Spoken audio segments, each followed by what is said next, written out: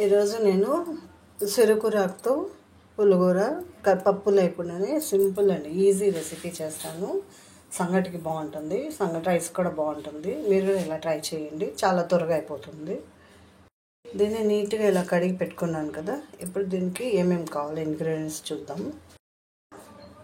మీరు తినేదాన్ని బట్టి కారం వేసుకోండి. పచ్చిమిర్చి అయితే నేను 10 వేసుకున్నా, చింతపండు కొద్దిగా వేసుకున్నా, తెల్లగడ్డలు, ఒక ఆనియన్ కట్ చేస్తున్నాను, టమాటా 3 టమాటా వేసాను. అన్నీ వేసి కుక్కర్లో వేసి పసుపు వేసి కుక్కర్లో వేసి ఒక విజిల్ పెట్టేస్తాం. కూర ఫస్ట్ పచ్చిమిర్చి వేసేస్తాం, తెల్లగడ్డ వేసేస్తాం, కూరాకులకి ఆనియన్ వేసేస్తాం. ఆ తర్వాత కూరాకు కడిగి పెట్టుకున్న కూరాకు వేసేస్తాం.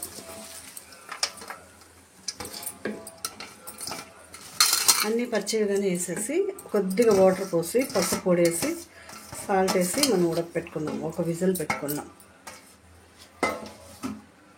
సరిపోయేంత సాల్ట్, మీకు కారం మీరు తినేంతగా కారం వేసుకోండి. పసుపు పొడి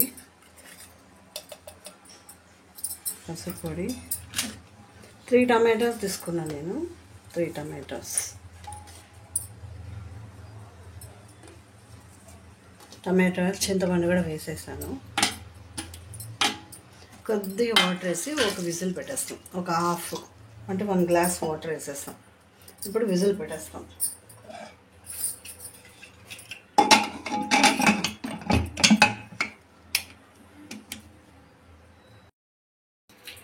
ఉడికిపోయింది. ఇప్పుడు మనము ఎనిపేస్తాము. ఎనిపేసి తిరబత్ చేసుకుందాం. కూర తిరబత్తుకి ఆవాలు, జీలకర్ర, ఒక స్పూన్ జీలకర్ర, ఎండుమిర్చి, కరివేపాకు,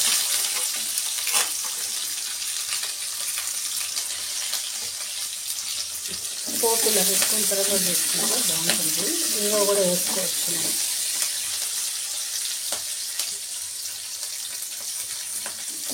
కాసేపు దగ్గర రాగలిద్దాం.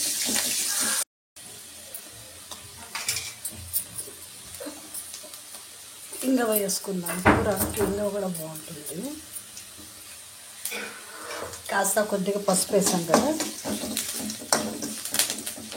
ఇప్పుడు మనం ఎనుక్కున్న కూర దీంట్లో పోసేస్తాం.